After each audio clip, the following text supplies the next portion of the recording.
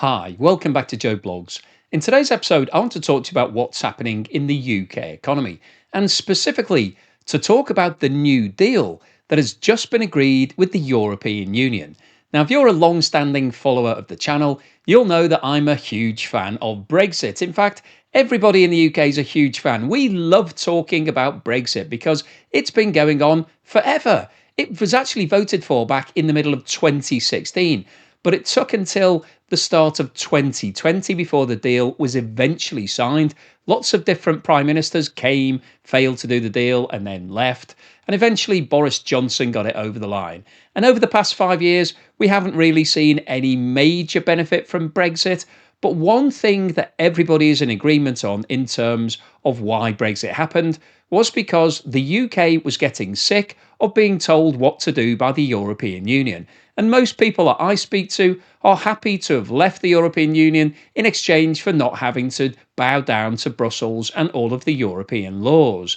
However, it now seems that this new deal that's been put in place puts back bureaucracy and puts back the UK's situation of having to answer to the EU. And that's going to be a big problem for a lot of people.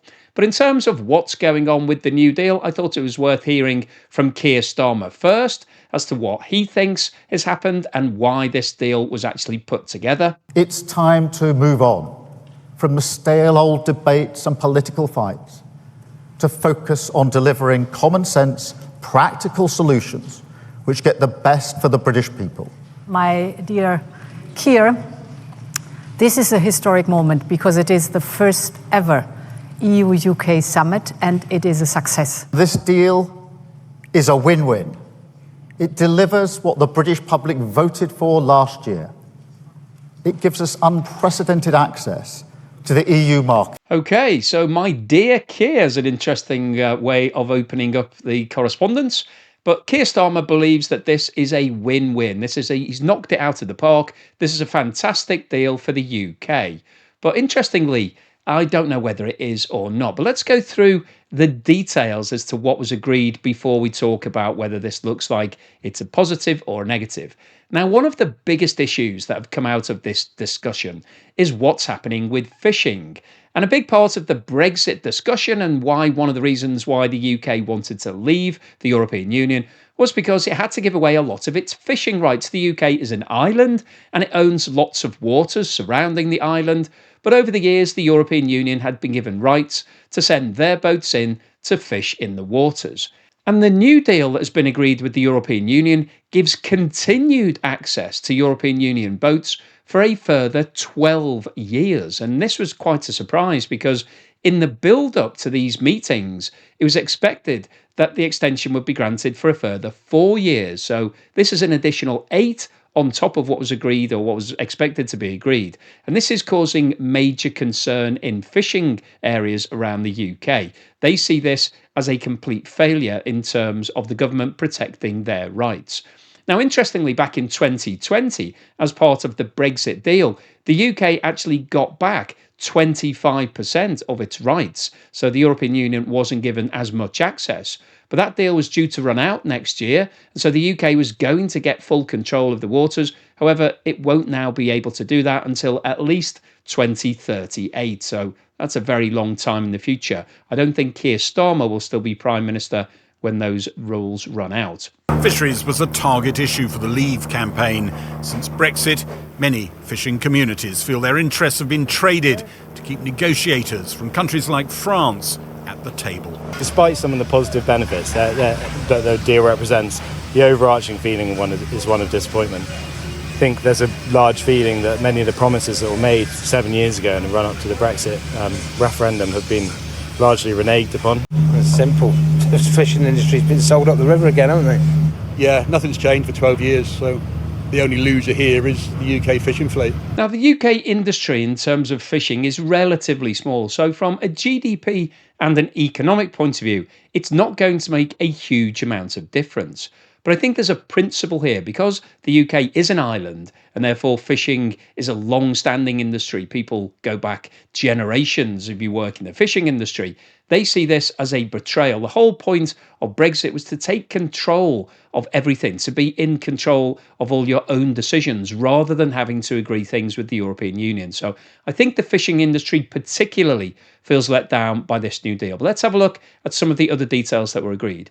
Now, in terms of farming exports, it's been agreed that in return for extending current fishing rules, the UK has secured a deal to reduce the checks on food exports to the EU. And this was one of the problems of Brexit, was that the European Union previously had a free trade agreement, so food could just move freely between the countries because everybody was working to the same standards.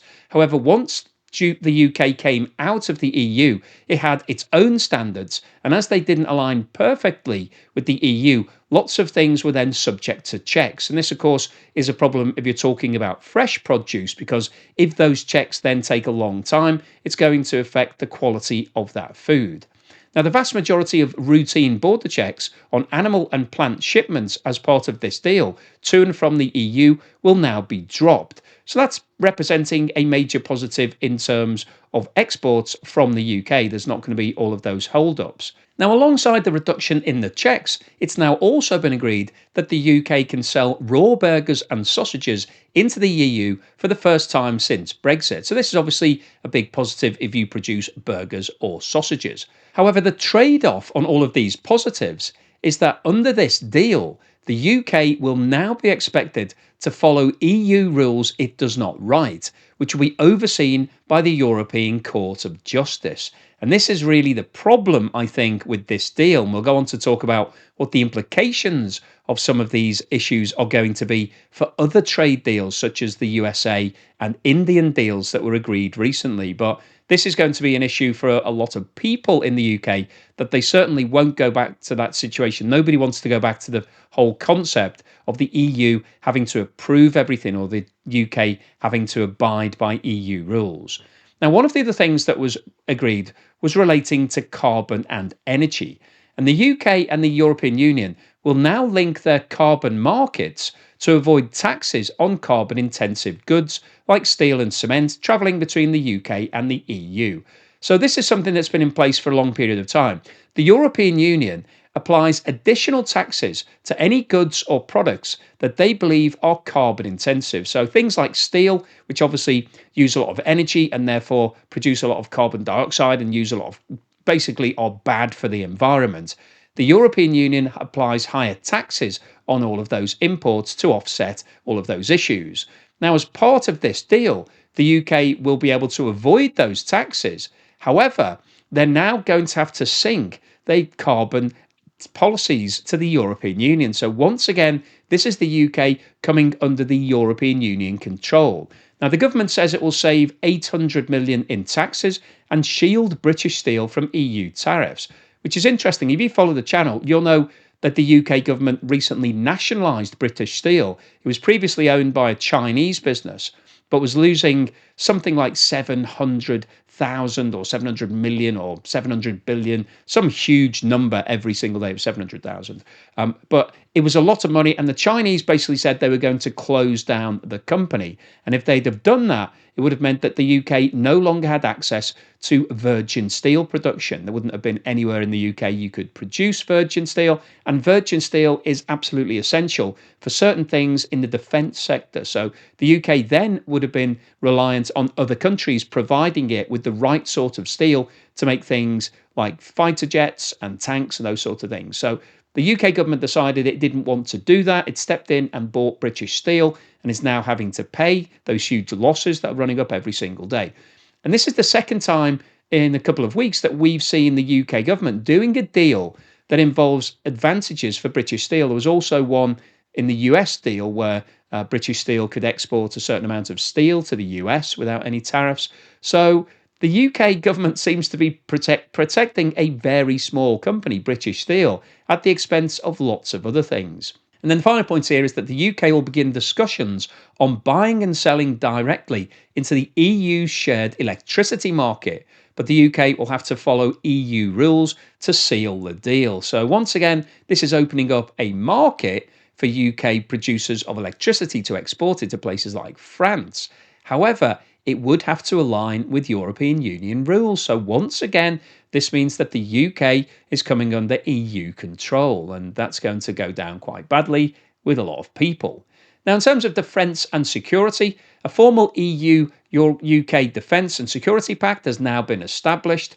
UK and EU officials will meet every 6 months to talk about defence and foreign policy, and both sides will coordinate on sanctions, share more information, and develop a space-related security policy. And the UK will also join the EU's PESCO project on military mobility, aimed at speeding troop and equipment movements inside and outside the bloc. And the government here, the UK government, has said that this agreement paves the way for UK-based arms firms to access the Security Action for Europe 150 billion EU fund, providing loans for defence projects. So UK companies will be able to get loans from that fund. However, they will have to pay a fee for that. So there's not really any downside on the defence and security deal that was agreed. And in addition to that, there's also now talks about the freedom of movement for young people. So the UK and the EU have agreed to cooperate further on a youth experience scheme. This is under 35, but was subject to further negotiations. The government says a scheme could see young people able to work and travel freely in Europe again, but would be capped and time limited. Now, this is another interesting one because one of the other issues that was debated at length during Brexit was the freedom of movement. It was seen that a lot of people were coming into the UK and taking up various jobs. Now, whether that's a positive or a negative, I'll leave you to decide upon whether you think migration is a good thing. But certain parts of the UK society decided that it was a bad thing, and that was one of the reasons why Brexit actually got over the line. So opening up this scheme again, allowing the countries of Europe, so there's 26, 27 in the European Union, allowing all of those countries to be able to send their people over and work in the UK is going to be another contentious issue, I think. Now, in terms of the UK negotiating to rejoin the Erasmus Plus programme, that's basically a system whereby if you're at university, you can go and study abroad for a year. So you could go to France or Poland or somewhere and do a year at university there. So in exchange for allowing freedom of movement into the UK is trying to renegotiate the Erasmus programme. So some positives there, some negatives. Now, as we've just discussed, the UK has agreed to abide by a variety of EU rules as part of this new deal. And this sheet summarises what's been agreed. So you can see that in food and agricultural standards, the UK will dynamically align, that's a phrase that you'll probably hear a lot of over the coming months, with EU sanitary and phytosanitary rules to allow easier trade in food and agricultural products. This means the UK will adopt future EU updates on food safety and animal health regulations. So basically, we will have to abide by any EU changes in the laws, and EU oversight will apply in cases of disputes involving these rules. So basically, the EU is going to police this. So the UK will now be answerable to the EU if it doesn't meet these standards. So basically, we've now agreed to go in with the EU food and safety standards. In addition to that, in terms of emissions trading system, the UK's carbon market will be linked to the EU's ETS. The UK will maintain equivalent carbon pricing and adopt necessary regulatory changes to stay aligned, and disputes related to EU law in this area may ultimately fall under the jurisdiction of the European Court of Justice. Now, that's going to send a shudder through a lot of people's spines who voted for Brexit, because the European Court of Justice was something that was repeatedly mentioned in the 50 years building up to Brexit as why we couldn't get anything approved and why it took forever for anything to happen, because it had to go through all the bureaucracy in Europe, and the European Court of Justice takes a long time to agree anything. So that is a major negative, I think, in terms of anybody that was supportive of Brexit. When they see that, they're not going to be very happy. Now, in terms of electricity market, the UK will explore rejoining aspects of the EU internal energy market, and this includes aligning with EU rules on electricity trading and environmental standards. So once again here, the UK is now coming under the EU umbrella in terms of electricity, what you're allowed to do and how you're producing it. And in terms of law enforcement and data sharing, the UK will enhance cooperation with Europol and share biometric and criminal data with EU member states. And plans include deeper collaboration on fingerprint, DNA, and criminal record databases, and future access to facial recognition systems. So the point really of raising these issues is just to highlight the fact that the UK has now signed up to some of these EU laws and regulations. And as I said at the start of today's video, this is now going to have an impact on the trade deals that the UK has agreed. So this summary here talks about the impact on the UK-USA trade agreement that was only signed about a week ago. So this was seen as being one of the benefits of Brexit, that the UK can negotiate its own deals. It doesn't have to go in with the European Union and have 26, 27 other countries all agreeing to everything. It can just agree bilateral deals. And that's what's been done with the USA. And the USA was wanting to expand that deal. However, by joining in on the food and agricultural standards of the European Union, that's now going to represent a problem in terms of future trade with the USA, because the USA wants the UK to accept hormone-treated beef, chlorinated chicken, and looser GMO rules. So, genetically modified rules. So, under the European regulations, none of that will be allowed. So now that we're tied into the EU, that's going to mean that a lot of those US products are non-compliant. So from the US's point of view, it doesn't really achieve what they're hoping for. They were looking to expand the amount of food business that they could do with the UK. So this, through the back door, means that the European Union is now having a big influence on the trade deal between the UK and the USA. And in terms of digital trade and data conflicts, the UK's ongoing support for EU-style data protection and digital regulations conflicts with the US pro-tech anti-tax stance. So the UK cannot now easily support digital deregulation or tech monopolies, as it will risk an EU backlash. So again, we've got a big area of potential future trade between the USA and the UK that's now going to be affected.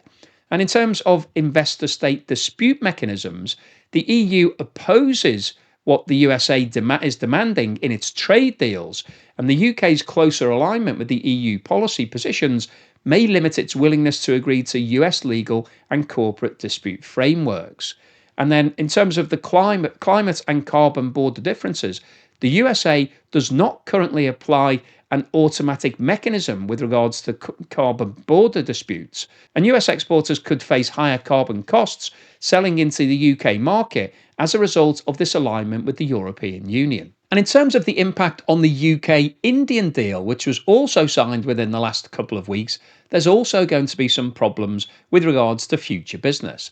So if we look at the UK's flexibility in regulatory areas, the UK's dynamic alignment, I said you'd hear that phrase a lot over the next few months, you've heard it a lot in this video, with EU food, agricultural and carbon standards, constrains its ability to offer regulatory divergence that India wants. India wanted flexibility on pesticide and residue limits, which are stricter under EU rules. And the UK cannot now easily allow Indian agricultural imports that don't meet EU-aligned SPS standards. In terms of that carbon border adjustment mechanism that we just talked about with the USA, India may face carbon-related tariffs on exports to the UK under the linked UK-EU scheme. And this is likely to complicate India's trade competitiveness and lead to demands for exemptions or compensation.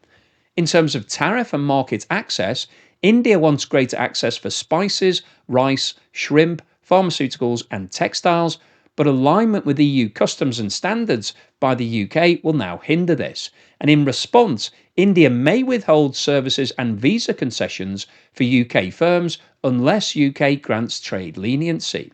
And in terms of services and migration deadlock, the EU deal talks on youth mobility schemes, which weakens the UK's bargaining leverage with India, who wanted similar access. So basically, if the UK agrees to do that with the European Union, it's likely that it's going to have to do a similar deal with India, and therefore it's already shot itself in the foot in terms of its negotiating power.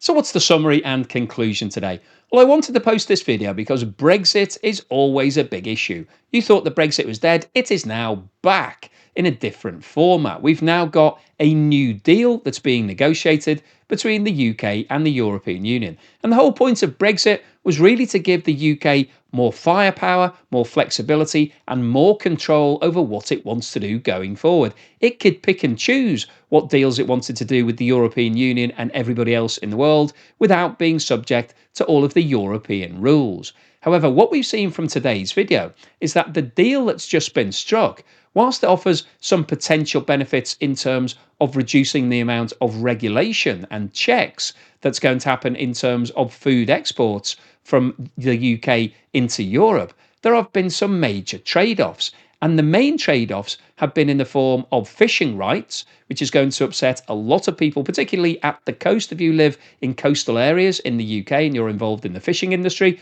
I'm sure you will see this as a major setback, because it was expected that an extension would be granted for up to 4 years. Some people were hoping it would be 3 years. 4 years was seen as the backstop maximum. However, Keir Starmer has agreed a 12-year extension. So that's an additional 8 years that nobody was really expecting. And what that means is that EU vessels can now continue fishing in UK waters. So in terms of what Brexit achieved, from the fishing point of view, it hasn't really achieved anything, because we're pretty much where we were before Brexit happened. So that hasn't been very positive if you're working in that industry.